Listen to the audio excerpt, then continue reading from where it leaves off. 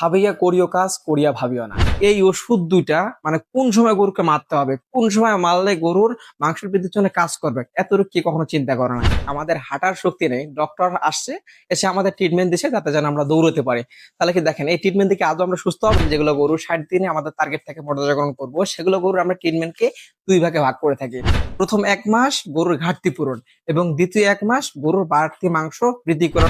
আপনি দেখেন যারা সাধারণ গরু পালন করে, তারা যে একটা গাভী থেকে 7টা 8টা বাচ্চা নিচ্ছে, তারা কয়জন গরুকে খাওয়াইছে? আপনি খুঁজে পাবেন না, খুবই কম, খুবই কম।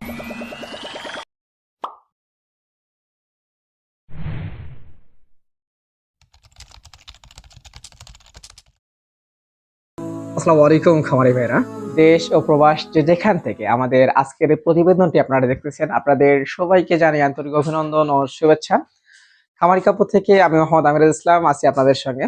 শুরুতে একটা বিষয় বলে রাখি, আজকে যে টপিকটা নিয়ে আমি কথা বলবো সেই টপিকটা অত্যন্ত ইম্পর্টেন্ট।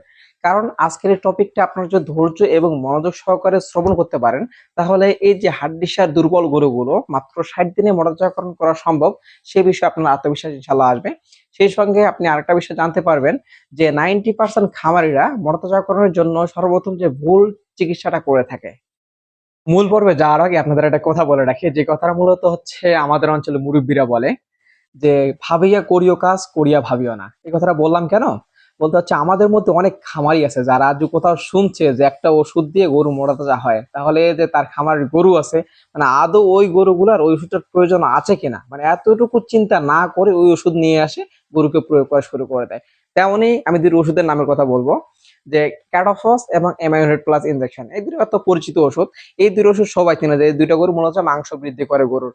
কিন্তু এই ওষুধ দুইটা মানে কোন সময় গরুকে মারতে হবে, কোন সময় মারলে গরুর মাংসের বৃদ্ধির জন্য কাজ করবে, এতটুকু কি কখনো চিন্তা করে না। যার কারণে অনেক খামারি করে কি, এই একটা গরু নিয়ে আসার পরে, মানে একবার দুর্বল গরু নিয়ে আসার পরে 5 থেকে 7 দিনের মধ্যে কৃমিনাশক ট্যাবলেট বা ইনজেকশন যেটা হোক না কেন প্রয়োগ করে কৃমিমুক্ত করে ওই ক্যাটাফস আর এমাইনোয়েট প্লাস ইনজেকশনটা প্রয়োগ করা শুরু করে দেয়। মানে আমি এমনও খামারি দেখছি যে প্রতিদিন প্রতিদিন ক্যাটাফস আর এমাইনোয়েট প্লাস ইনজেকশন প্রয়োগ করে। আবার একদিন একজন খামারি বললো আর কি, উনি একদিন পর পর প্রয়োগ করে। আরো খামারি একজন শুনছি উনি 3 দিন পর পর প্রয়োগ করে।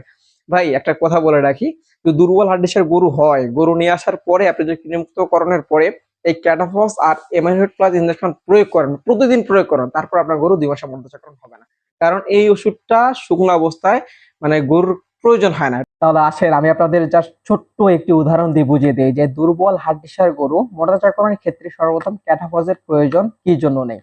ধরেন আপনি বা আমি মানে খুবই অসুস্থ, বলতে শরীর একেবারে দুর্বল, আমাদের হাঁটার শক্তি নেই, ডক্টর আসছে, এসে আমাদের ট্রিটমেন্ট দিছে যাতে যেন আমরা দৌড়তে পারি। তাহলে কি দেখেন, এই ট্রিটমেন্ট থেকে আদৌ আমরা সুস্থ হবে? কখনো সুস্থ হবে না।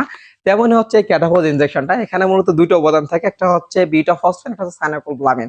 এই দুটো উপাদানের মূল কাজ হচ্ছে কি, গরুর মেটাবলিজম বৃদ্ধি করে গরুর মাংস বৃদ্ধি করা। এখন ভাবেন, আমাদের যে গরু দুর্বল, ওদের স্বাভাবিক স্বাস্থ্যটা নেই, সে গরু কিভাবে বাড়তি মাংস দিতে পারে? কখনো বাড়তি মাংস দিতে পারবে না। সেজন্য করে কি আমরা আমাদের যেগুলো গরু 60 দিনে আমাদের টার্গেট থেকে মোটাতাজাকরণ করবো, সেগুলো গরুর আমরা ট্রিটমেন্টকে দুই ভাগে ভাগ করে থাকি। প্রথম 1 মাস গরুর ঘাটতি পূরণ এবং দ্বিতীয় 1 মাস গরুর বাড়তি মাংস বৃদ্ধি করার জন্য যেগুলো ট্রিটমেন্ট থাকে, আমরা সেই ট্রিটমেন্ট গুলো দিয়ে থাকি। এখন আসেন যে আপনি কিভাবে একটি দুর্বল হাড্ডিসার গরুর যে স্বাভাবিক স্বাস্থ্য আছে সেটা ফিরে নিয়ে আসবেন। এর জন্য আপনাকে সর্বপ্রথম চিন্তা করতে হবে যে একটি হাড্ডিসার গরু, এগুলো তো যখন মূলত একটা গরু যখন পৃথিবীতে মানে আসে বা যখন প্রসব করে একটা গাভী, এগুলো তো হাড্ডিসার ভাবে পৃথিবীতে আসে না, তাই না?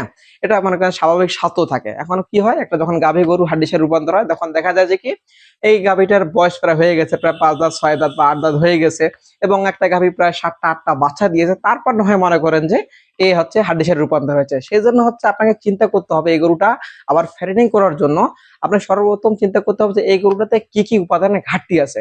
আগে সেই উপাদানের ঘাটতি গুলো আপনাকে পূর্ণ করে দিতে হবে। এখন আমরা যদি গরুর ঘাটতি পূরণ করতে চাই, তাহলে আমাদের সর্বপ্রথম চিন্তা করতে হবে যে একটা গরু স্বাভাবিক অবস্থায় থাকার পরে মানে কি কি উপাদান ঘাটতির কারণে গরুটা হাড্ডিসারে রূপান্তর হয়েছে। এখন আপনি যদি গভীরভাবে যে চিন্তা করেন, তাহলে মাস্টলি আপনি দুইটা জিনিস খুঁজে পাবেন, একটা হচ্ছে ক্যালসিয়াম এবং একটা হচ্ছে আয়রন। কিভাবে ক্যালসিয়াম ঘাটতি সেটা আমি আপনাদের বুঝিয়ে বলি। ধরেন একটা গরু আপনার 7টা যখন বাচ্চা দেয়, তখন গরুর থেকে প্রচুর পরিমাণে দুধ দহন করা হয়। তাছাড়া গরু হাঁটতে চলতে ফিরতে মানে স্বাভাবিক জীবনযাপন করতে ক্যালসিয়ামের ঘাটতি হয়, এটা স্বাভাবিক, আপনারা সবাই জানেন। এবার হচ্ছে আপনার আয়রন, আয়রন কিভাবে ঘাটতি হয় সেটা আপনাকে বলি আমি। আপনারা দেখবেন যে একটা গাভী মূলত 7 থেকে 8 বার বাচ্চা দেয়। এই 7 বার একটা বাচ্চা দেওয়ার ফলে মানে গাভীর শরীরে আপনার রক্ত স্বল্পতা দেখা দেয়। বলা হচ্ছে এখানে প্রচুর পরিমাণে আয়রনের ঘাটতি থাকে। তাছাড়া নরমালি দেখেন যে আমাদের একটা ছোট উদাহরণ আপনাকে দেই আমি। যে আমাদের যেগুলো হচ্ছে মা বা যারা মহিলা মানুষ যখন গর্ভবতী হয়, আমাদের প্রতিটা মায়ে মাস্ট বি হচ্ছে আয়রন ট্যাবলেট খায়। আপনি দেখেন যারা সাধারণ গরু পালন করে, তারা যে একটা গাভী থেকে ৭ টা ৮ টা বাচ্চা নিচ্ছে, তারা কয়জন গরুকে আপনার আয়রন ইনজেকশন বা আয়রন সিরাপ খাওয়াইছে? আপনি খুঁজে পাবেন না। খুবই কম মানে নগণ্য মানুষ আছে বা নগণ্য খামারি আছে যারা মূলত গরুকে আয়রন খাওয়ায়। সেজন্য এগুলো গরু মানে দুর্বল হাড্ডিসার গরুর বডিতে আয়রনের ঘাটতি হিউজ পরিমাণ থাকে। যার কারণে যদি আপনি এই দুর্বল হাড্ডিসার গরুটাকে মানে সাইড দিয়ে ফ্যাটেনিং করতে চান, তাহলে ওই গরুগুলোকে মাস্ট বি সর্বপ্রথম হচ্ছে আয়রনের ঘাটতিটা পূরণ করতে হবে এবং হচ্ছে আপনার ক্যালসিয়াম ইনজেকশনটা প্রয়োগ করতে হবে। তাহলে আপনার গরুটা স্বাভাবিক স্বাস্থ্যের দিকে যেতে পারবে। আর স্বাভাবিক স্বাস্থ্য যখনই যাবে তখন আপনি গরুকে ক্যাটাফস প্লাস ইনজেকশন এগুলো প্রয়োগ করুন, তখন গরুটার মাংস বৃদ্ধির হার দ্বিগুণ হবে। এই জন্য মূলত যখন আমি আমার খামারে দুর্বল হাড্ডিসার গাভী নিয়ে আসি, তখন আমি গরুকে কৃমিমুক্তকরণের পরে ফার্স্ট টাইম আমি ক্যালসিয়াম এবং আয়রন ইনজেকশনটা প্রয়োগ করে থাকি মিনিমাম ৩ বার। আর আপনারা তো জানেন যে আমরা কৃমিমুক্তকরণের আগে আমরা বেশ কিছু মাল্টিভিটামিন ইনজেকশন প্রয়োগ করে থাকি। আর সেগুলো ভিডিওতে আমরা ইতিমধ্যে আপনাদের দিয়েছি ইনশাআল্লাহ। সেগুলো ভিডিও আপনারা যারা দেখেনি চাইলে আপনারা দেখে নিতে পারেন। তো আমরা হচ্ছে কৃমিমুক্তকরণের পরে আমরা সর্বপ্রথম হচ্ছে মিনিমাম ৩ বার গরুকে মানে ১ মাসের মধ্যে ৩ বার ক্যালসিয়াম এবং আয়রন ইনজেকশনটা প্রয়োগ করে থাকি। তো আমরা ক্যালসিয়াম হিসাবে যে ইনজেকশনটা প্রয়োগ করতেছি সেটা হচ্ছে আমাদের ক্যালসিম্যাক্স। এটা হচ্ছে আপনার এসআই কোম্পানির। এই ইনজেকশনটা যেহেতু আমাদের গরু ছোট, এই ছোট গরুগুলোকে আমরা প্রয়োগ করতেছি 10 ml করে এবং আমাদের আয়রন হিসাবে আমরা ব্যবহার করতেছি আয়রন টেক্স। এটা মূলত হচ্ছে ব্রিজ ফার্মাসিউটিক্যালের। এটা আমরা ছোট গরুগুলোকে ব্যবহার করতেছি 10 ml করে। যখন এগুলো বড় বা লার্জ সাইজের যাদের গরু আছে তারা যদি ব্যবহার করেন, তারা আপনারা 15 ml করে ব্যবহার করবেন। তাছাড়া হচ্ছে ওষুধের গায়ে নির্দেশনা দেওয়া থাকে, সেই নির্দেশনা অনুযায়ী আপনারা চাইলে ব্যবহার করতে পারেন। তো আমরা টোটালি হচ্ছে ইনজেকশনগুলো ব্যবহার করতেছি ৩ বার। ঠিক আছে? আমরা কৃমিমুক্তকরণের পরে এগুলো আমরা ব্যবহার করতেছি ৫ দিন পর ইনশাআল্লাহ আমরা ৩ ব্যবহার করব। ইনশাআল্লাহ পরবর্তী আপডেটগুলো আপনারা নিয়মিত আমাদের ইনশাআল্লাহ ফেসবুক পেজে পেয়ে যাবেন ইনশাআল্লাহ।